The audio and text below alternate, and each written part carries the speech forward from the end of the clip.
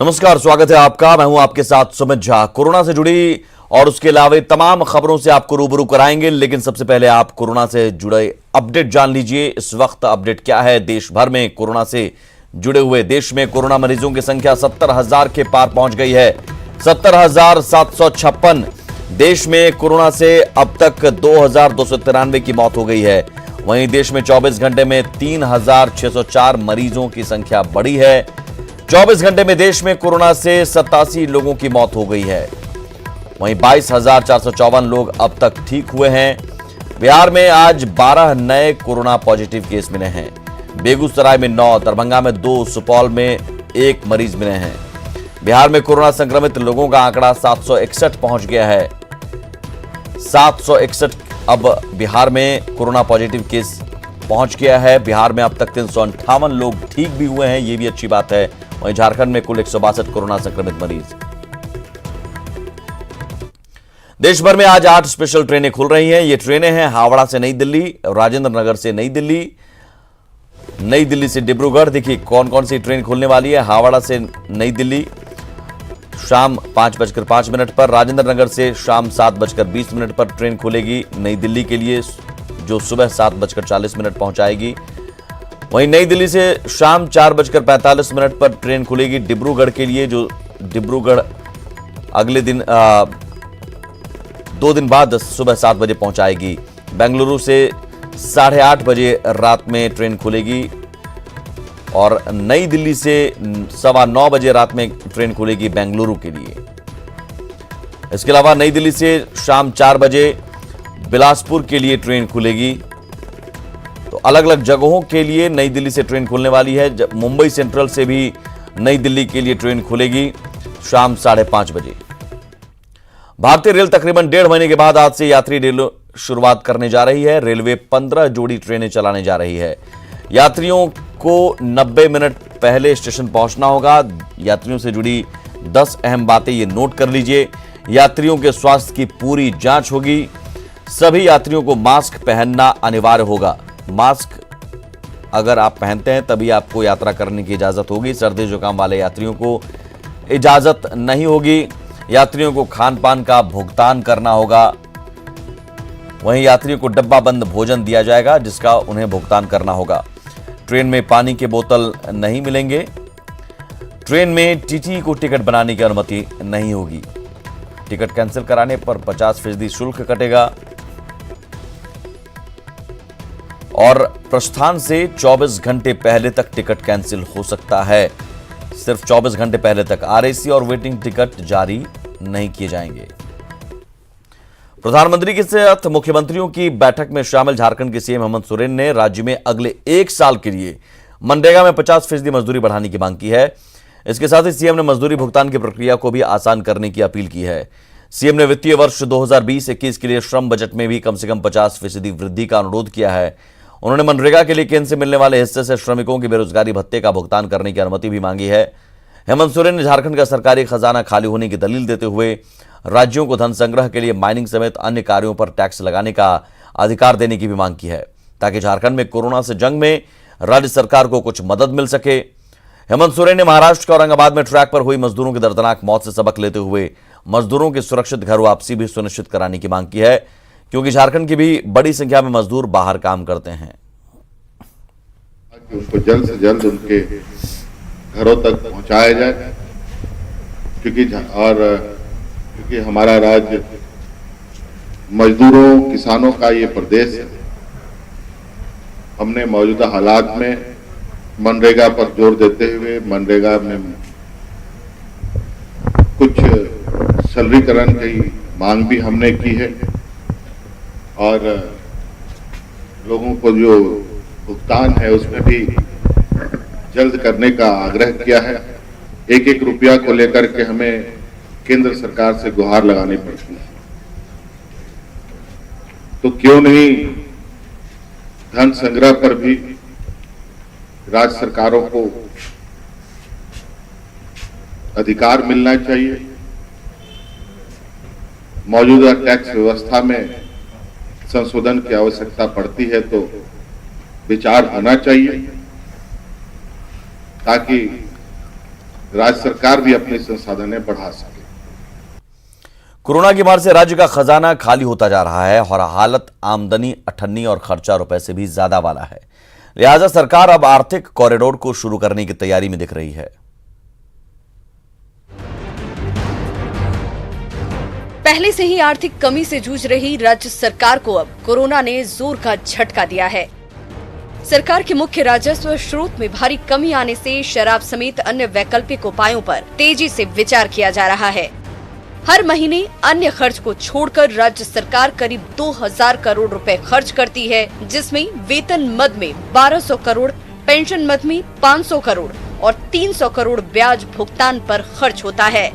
लेकिन इन खर्चों को पूरा करने के लिए भी सरकार को आमदनी नहीं हो पा रही।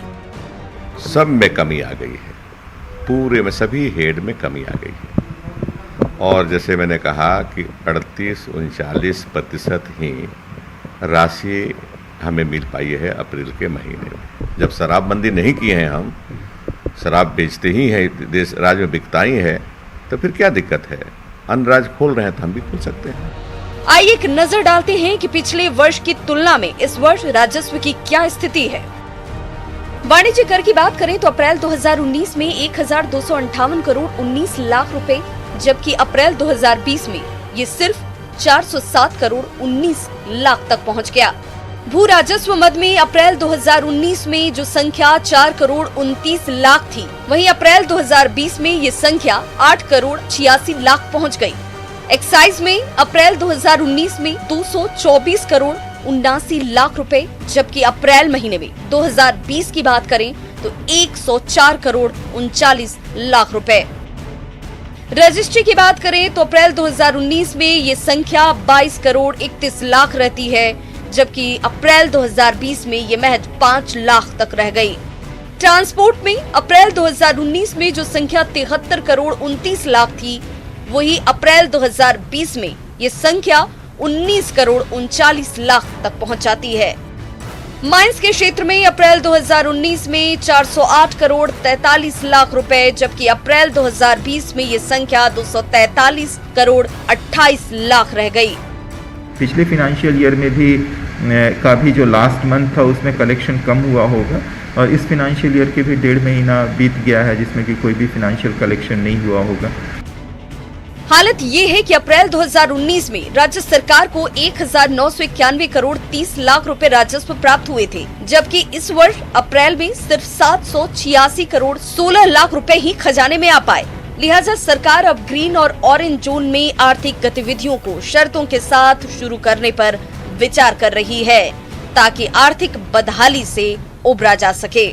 न्यूज़ 18 के लिए रांची से भुवन किशोर झा की रिपोर्ट। और एक बड़ी खबर झारखंड से आ रही है। झारखंड में कोरोना के 2 नए मरीज मिले हैं। पूर्वी सिंहभूम और गिरिडीह में एक मरीज मिले हैं। झारखंड के 14 जिलों में कोरोना संक्रमण फैल गया है और राज्य का 14वां जिला अब पूर्वी सिंहभूम में बन गया है। और इसी के साथ राज्य में कोरोना पॉजिटिव मरीजों की संख्या 164 हो गई है। राज्य का 14वां जिला पूर्वी सिंहभूम बन गया, जहां पर कोरोना पॉजिटिव केस मिले हैं।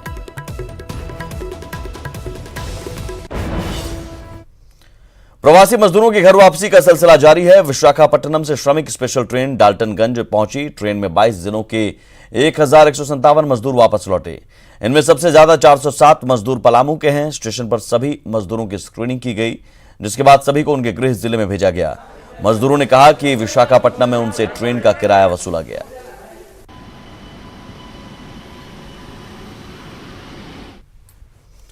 दूसरे राज्यों से आ रहे प्रवासी मजदूरों को लेकर बोकारो के लोगों की चिंता बढ़ गई है, क्योंकि चंद्रपुरा का इलाका अभी ही रेड जोन से ग्रीन जोन में आया है। स्थानीय लोगों का कहना है कि सरकार को प्रवासी मजदूरों को नहीं लाना चाहिए, क्योंकि इससे कोरोना का खतरा और बढ़ सकता है। वहीं डीसी ने लोगों से अपील की है कि किसी भी तरह की पैनिक होने की जरूरत नहीं है।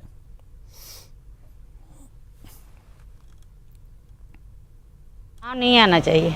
और अभी भी हम लोग को लग रहा है कि जो प्रवासी आ रहे हैं, सरकार को वहीं रोक देना चाहिए। इससे हम लोग एक जो टेक अवे है, एक तत्काल जो हम सब लोगों को एक सीख लेने की ज़रूरत है कि हम लॉकडाउन को बहुत इफेक्टिवली इसके रिगार्ड करें। कुछ अगर आपको लॉकडाउन में रहने की ज़रूरत है तो कृपया करके उसको सुनिश्चित कराएं। वही एक सबसे इम्पॉर्टेंट जरिया है जिससे कि हम सब लोग समाज को सुरक्षित रख पाएंगे।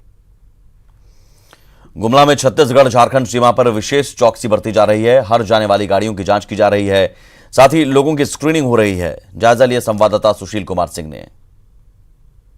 मौजूद हैं झारखंड और छत्तीसगढ़ की सीमा पर। जो झारखंड के सीमा में, झारखंड की जो प्रवेश सीमा है, वहाँ पर जो यहाँ पर पुलिस की गश्ती बनाई गई है, यहाँ कैंप बनाया गया है। इस तस्वीर को हम दिखाना चाहते हैं। यहाँ पर जो प्रशासनिक पदाधिकारी हैं वो लोग मौजूद हैं और लगातार यहाँ पर 24 आवर यहाँ ड्यूटी करते हैं और देख रहे हैं कि जो वाहन यहाँ से आ रहे हैं उनका परमिशन चेक किया जा रहा है, उनका कागज चेक किया जाता है, उसके बाद ही यहाँ से उनको आगे जाने दिया जाता है। तो यदि बढ़ती जा रही है कि कोई लापरवाही ना हो तो निश्चित रूप से ये मान के चला जाए कि प्रशासन की ओर से पूरी तरह से सख्ती दिखाई जा रही है। ये स्पष्ट है कि प्रशासनिक सक्रियता पूरी तरह से बॉर्डर पर दिखा जा रहा है। गाड़ी का पूरा चेक करते हैं, गाड़ी में 2 आदमी से अधिक नहीं जाता है और हम लोग का मेडिकल टीम है, उसका टेम्परेचर जांच किया जाता है।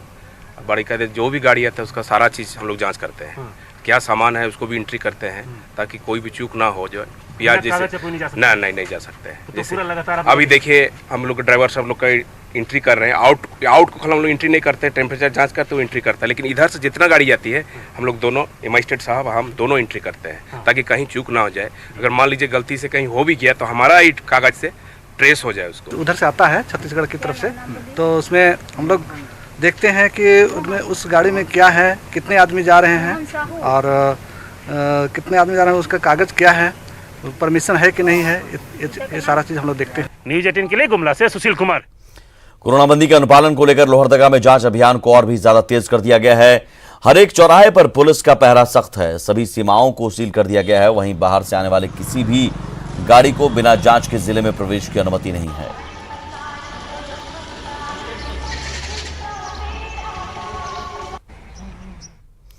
चतरा में पुलिस की सख्ती के बाद भी लगातार लोग सोशल डिस्टेंसिंग के खुलेआम धज्जियां उड़ा रहे हैं। हालात यह है कि घरों से बाहर निकलकर लोग कानून को न सिर्फ चुनौती पेश कर रहे हैं बल्कि नियम के खिलाफ भीड़ लगाकर जानलेवा कोरोना के संक्रमण को भी आमंत्रित कर रहे हैं। दरअसल पुलिस को सूचना मिली थी कि चतरा के मयूरहंड थाना क्षेत्र के पिपरों गांव के सैकड़ों ग्रामीण एक जगह एकत्रित होकर हंगामा कर रहे हैं। जानकारी मिलने पर स्थानीय पुलिस मौके पर पहुंची, लेकिन लोग समझने को तैयार नहीं थे, जिसके बाद डीएसपी दलबल के साथ मौके पर पहुंचे और ग्रामीणों को समझाने की कोशिश की, लेकिन ग्रामीण हंगामा करने लगे, जिसके बाद पुलिस ने सख्ती दिखाते हुए उन्हें खदेड़ा।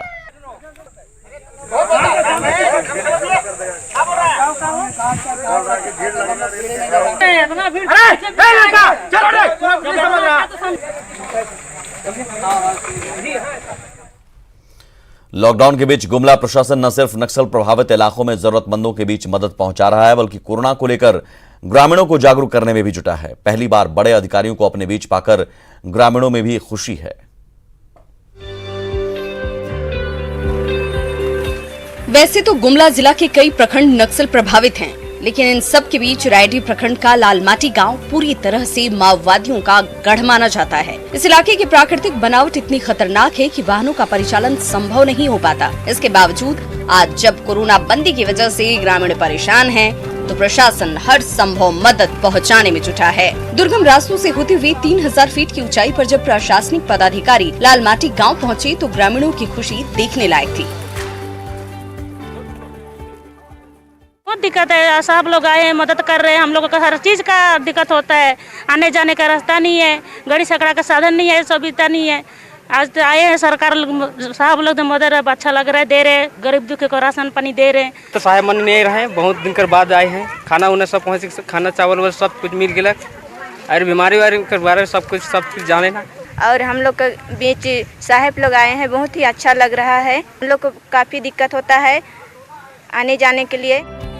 पूरी तरह से घने जंगलों और पहाड़ों के बीच बसे इस क्षेत्र में आज तक कोई भी उपायुक्त स्तर का पदाधिकारी नहीं पहुंचा और उनकी टीम का यहां पहुंचना अपने आप में बड़ी बात हो गई। प्रशासनिक पदाधिकारियों ने ग्रामीणों के बीच न केवल अनाज और आलू बल्कि साबुन और चॉकलेट का भी वितरण किया। जो रायडीह प्रखंड के दूरस्थ गांव लालमाटी में जहां हमारे आदिम जनजाति के लोग रहते हैं, वहां पर आए हूँ। आज जितने भी आदिम जनजाति हैं उनको के द्वारा सहायता उपलब्ध कराई जाए, साथ में जो कोरोना से के प्रति जागरूक भी किया जा रहा है सभी को। और यहाँ की जो चूँकि हमारे मुख्यालय से काफ़ी दूर जंगल और पहाड़ों में अवस्थित ये गांव है, तो यहाँ की जो बुनियादी समस्या हैं उनके बारे में अवगत हुआ हूँ और जो पानी और रोड की समस्या है उसका जल्दी आने वाले समय में इसका निराकरण होगा। कोरोना की समस्याओं के दौरान ही सही, लेकिन घोर नक्सल प्रभावित लालमाटी गांव में पहुंचकर प्रशासनिक पदाधिकारियों ने जिस तरह से जरूरतमंदों की मदद की, उससे स्पष्ट है कि प्रशासन अंतिम शख्स तक मदद पहुंचाने को प्रयासरत है। न्यूज़ 18 के लिए गुमला से सुशील की रिपोर्ट। कुल्हान के प्रवासी मजदूरों की घर वापसी से ग्रामीण इलाकों में भय का माहौल है। लोग अपने ही लोगों से खतरा महसूस कर रहे हैं। कई लोगों ने अपने गांव को पूरी तरह बैरिकेड कर दिया है और बाहरी लोगों के प्रवेश पर पाबंदी लगा दी है। वहीं डॉक्टरों का कहना है कि ग्रामीणों को डरने की जरूरत नहीं है। जो भी प्रवासी बाहर से आते हैं उन्हें होम क्वारंटाइन किया जा रहा है, जिसका मतलब वे किसी से भी मिल नहीं सकते हैं। वहीं कुल्हान के मानकी मुंडा संघ को डीसी ने गांव में निगरानी की जिम्मेवारी सौंपी है और किसी भी खतरे को देखते हुए प्रशासन को अवगत कराने की बात कही है।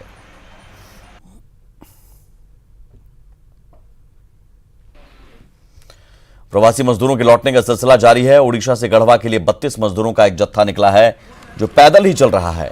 4 दिन में करीब 300 किलोमीटर का सफर तय कर वे चाबासा पहुंचे हैं, जो सिर्फ बिस्किट और नमकीन खाकर चल रहे हैं। मजदूरों ने बताया कि उन्हें किसी भी तरह की प्रशासनिक मदद नहीं मिली। 5 दिन हो गया। 5 दिन पैदल ही? हाँ सर। अच्छा, कहीं कोई नहीं रुका? नहीं, कहूँ कोई नहीं रुका सर। अच्छा, तो आप लोग जा कहाँ रहे हैं? गढ़वा जिला जा रहे हैं सर। कहाँ पर है गढ़वा? गढ़वा में कहाँ जाना है? मेराल जगह। मेराल? हाँ सर। अच्छा, वहाँ सारे लोग आप लोग वहीं के हैं? हाँ सर। एक ही गाँव के? नहीं, थोड़ा आगे जो बाजू का है सर। अच्छा। और मैं उड़ीसा दानगट्टी से आ रहा हूँ, टाटा स्टील का कंपनी से, और मैं गढ़वा जाएंगे। और हम लोग तो खाने के लिए मिला कुछ नहीं। हम लोग 4 दिन 5 दिन से ऐसे ही दलमोट बिस्कुट खा करके आ रहा है। हम लोग को भूख लगल है, पहले हम लोग के खाना दीजिए, उसके बाद गाड़ी थोड़ा इंतजाम हो जाता तो हम लोग गढ़वा निकल जाते सर। प्रवासी मजदूरों को क्वारंटीन करने को लेकर प्रशासन को मुश्किलों का सामना करना पड़ रहा है। अपने घर के इतने करीब पहुंचकर मजदूर खुद क्वारंटीन सेंटर में जाने से बच रहे हैं। वहीं घर जाने पर उन्हें अपने गांव में ही विरोध का सामना करना पड़ रहा है।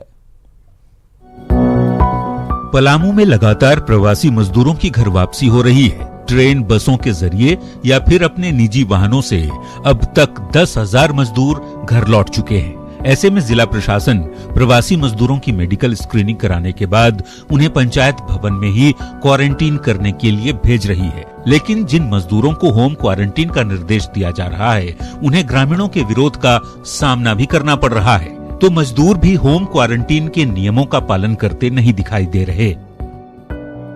बाहर से जो लोग आ रहे हैं उनसे गांव देहात का माहौल बहुत ही डरे हुए हैं लोग, क्योंकि वहाँ पे सारा अरेंजमेंट, सारी व्यवस्थाएं नहीं है। जो भी क्वारंटाइन में भी लोगों का व्यवस्था किया गया है, वहाँ पे भी वो सुविधाएं नहीं दी जा रही, जिससे वहाँ से लोग भाग जा रहे हैं। गवर्नमेंट को चाहिए था कि जहाँ भी वो लोग थे वहीं पर उनकी व्यवस्था करके एक क्वारंटाइन करने की अरेंजमेंट करनी चाहिए थी, लेकिन नहीं करने की वजह से ये पूरा माहौल बना हुआ है, दहशत का माहौल है। बाहर से जो मजदूर यहाँ पे आ रहे हैं वो उनके लिए बहुत ज़्यादा खतरा यहाँ पे इसलिए है कि उनसे जो मतलब कोरोना जो वहाँ पे जहाँ पे रहते होंगे वहाँ पे होगा, वो जो यहाँ पे आएंगे उनसे हो सकता है, यहाँ के लोग में संक्रमित हो सकते हैं, ये जो कि बहुत बड़ा।